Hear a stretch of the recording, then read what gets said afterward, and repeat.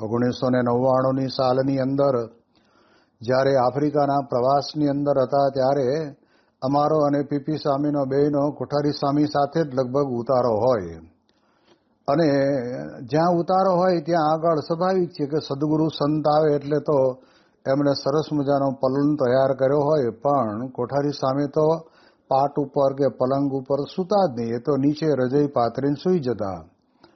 અને અમને કહે કે તમે ઉપર હુઓ, એટલે જગ્યા થોડી હોય એટલે બીજો તો કોઈ વિકલ્પ ન હોય, એટલે પછી અમારે ના છૂટકે ઉપર સૂવું પડે. પણ એમની એક નિયમ પાળવાની કેટલી જબરજસ્ત દ્રઢતા. પછી બાપાએ આજ્ઞા કરી, પછીથી આ બધું પ્રકારે સ્વામીએ કીધું, પછી એમણે આ પ્રમાણે આરામ કરવાનું, એ પાટ ઉપર સૂવાનું શરૂ કર્યું.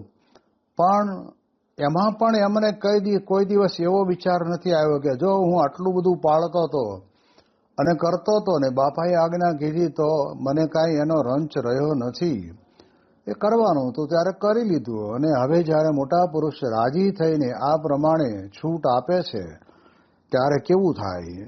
યોગીજી મહારાજનો પણ આપણે પ્રસંગ સાંભળીએ છીએ કે રાજકોટની અંદર જ્યારે સ્વામી બાપા પોતે પધાર્યા અને ત્યાં એક પ્રેમી હરિભગત હતા, એ યોગીજી મહારાજની સાથે સખાભાવ. એમણે કહ્યું કે બાપા આપની ઉંમર થઈ ગઈ છે એટલે હવે આપે તો આ પલંગ ઉપર જ આરામ કરવાનો છે. બાપા કે ભાઈ સાહેબ રવા દો ને, અમે વર્ષો સુધી નીચે હુતા છીએ તો અમને નીચે હુવા દો ને, એમાં વધારે મજા આવશે. પણ બહુ આગ્રહ કર્યો એટલે તે વખતના સમયની અંદર પાટ ઉપર બેઠા અને શરીર થોડું એમણે લંબાયું, પણ બોલ્યા યોગીજી મહારાજ કે આ તમે મારો આ વટ ઉતારી દીધો. હવે નીચે સુવામાં એમનો વટ હતો. વિચાર કરીએ તો આપણને ખબર પડે, દેહને જાણી જોઈને દમન કરવું એક પ્રકારનું એ આપણા સંતના જીવનની અંદર એક એવું પ્રકારનું તપ છે. અને એ તપની અંદર વિઘ્ન નાખે તો ન ગમે. પછી તો શું કર્યું, એ હરિભગત ગયા પછી મહંત સ્વામી વિનુભગત તરીકે હતા, એમને કહ્યું કે પલંગ કાઢી નાખો અને આપણે નીચે પથારી કરી દો, આપણે નીચે સૂઈ જઈશું. ત્યારે આપણને ખ્યાલ આવે કે જેના જીવનની અંદર નિયમની બાબતની અંદર તો કોઈ દિવસ ક્યારેય ફેર પડે નહીં. 2014ની સાલમાં મહંત સ્વામી મહારાજ પોતે, પ્રમુખ સ્વામી મહારાજ પણ અમેરિકાની અંદર રોબિન્સવિલમાં પધાર્યા હતા અને મહંત સ્વામી મહારાજનું 2 મહિનાનું વિચરણ હતું અને સાથે અમે બધા હતા. ત્યારે તે વખતે જન્માષ્ટમીનો દિવસ અને જન્માષ્ટમીના દિવસે સ્વામી બાપાને અને મહંત સ્વામીને ઈશ્વરચરણ સ્વામીએ પૂછ્યું કે સ્વામી આજે હરિભક્તોની સંખ્યા બહુ છે અને બધા હરિભક્તો સેવામાં તનતોડ મહેનત કરે છે, તો આજે હરિભક્તો બધા ફરાળ કરે એવી આપ આજ્ઞા આપો. એટલે ઈશ્વર સ્વામીએ મહંત સ્વામી મહારાજને પણ કહેલું ને બાપાને પણ કહેલું. અને તે વખતે મહંત સ્વામી મહારાજે છૂટ આપી અને ખબર પડી એટલે કે સંતોને પણ બહુ પ્રવૃત્તિ હોય તો છૂટ લે. અમે બધાએ ફરાળ કર્યું અને પછી જ્યારે ઈશ્વરચરણ સ્વામી કહે કે ચાલો આપણે મહંત સ્વામીને પણ વાત કરીએ કે તમે પણ આજે થોડુંક કંઈક લ્યો. અને ત્યારે ત્યાં ગયા અને ઈશ્વરચરણ સ્વામી તો વરિષ્ઠ સદગુરુ સંત કહેવાય, એમને આજીજી કરી. પણ મહંત સ્વામી મહારાજ હસતા હસતા બોલ્યા કે મારા મનમાં ફિટ જ નથી થતું કે આજે જન્માષ્ટમી છે એટલે મારે બીજો વિચાર કરવાનો હોય નહીં. આ એમના જીવનની અંદર રહેલા નિયમને કેટલો દ્રઢ અને ક્યાં સુધી. તો એ જન્માષ્ટમીનો ઉપવાસ કર્યો. એ ઉપવાસને દિવસે નિર્જલા ઉપવાસ થયો. ઉપવાસ પછી આપણે જાણીએ છીએ કે નોમ, પછી દશમ ને પછી પાછી 11 આવે ત્યારે ઉપવાસ કરો. લગોલગ 2 આવી રીતે ઉપવાસ આવ્યા ને એના કારણે કરીને મહંત સ્વામીને શરદી થઈ ગઈ, ઝીણો ઝીણો તાવ આવવા લાગ્યો. અમારે તો ત્યાંથી નીકળીને સીધું જ કેનેડા જવાનું હતું અને કેનેડાની અંદર 5 દિવસના પ્રોગ્રામમાં હરિભક્તોને કેટલો લાભ મળે. બીમાર થઈ ગયા છતાં પણ એમણે પોતાના જીવનની અંદર એમણે નક્કી કરેલો જે નિયમ છે કે યોગી બાપાએ આજ્ઞા કરી છે કે ગમે તેમ થાય પણ આ શાસ્ત્રી મહારાજની આજ્ઞાના જે 5 ઉપવાસ આવે છે ને એને તો આપણે કોઈ દિવસ છોડવા નહીં.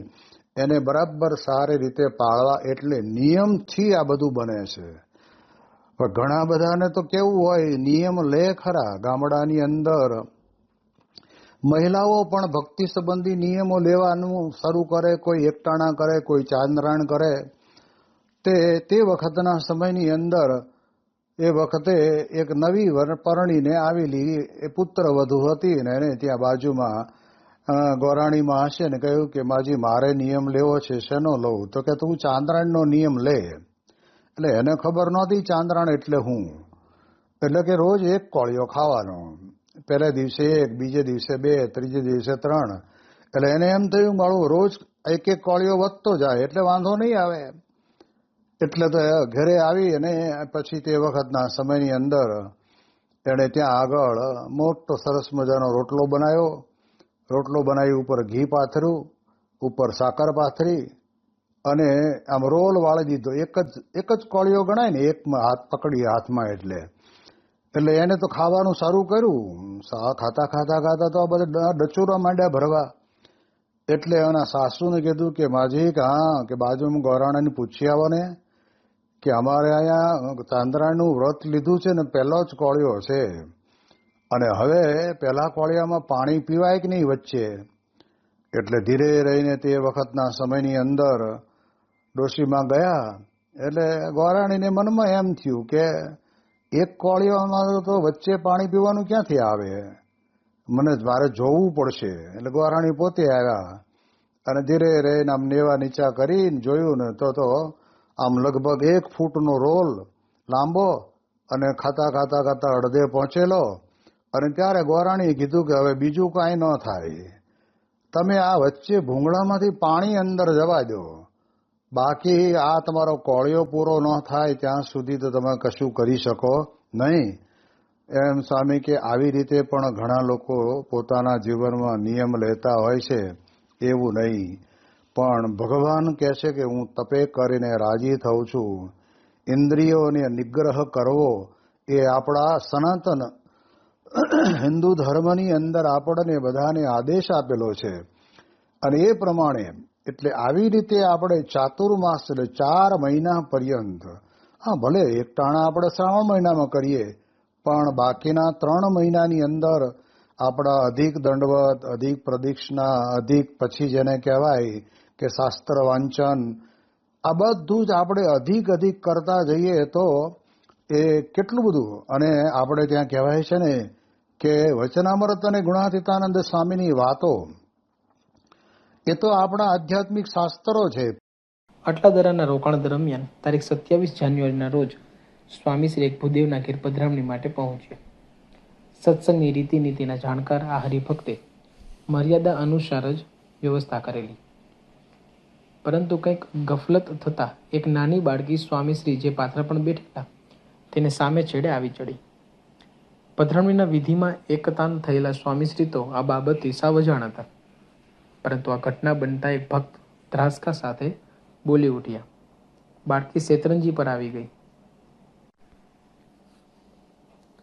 પધરામણીના વિધિમાં એકતાન થયેલા સ્વામીશ્રી તો આ બાબતથી સાવ અજાણ હતા.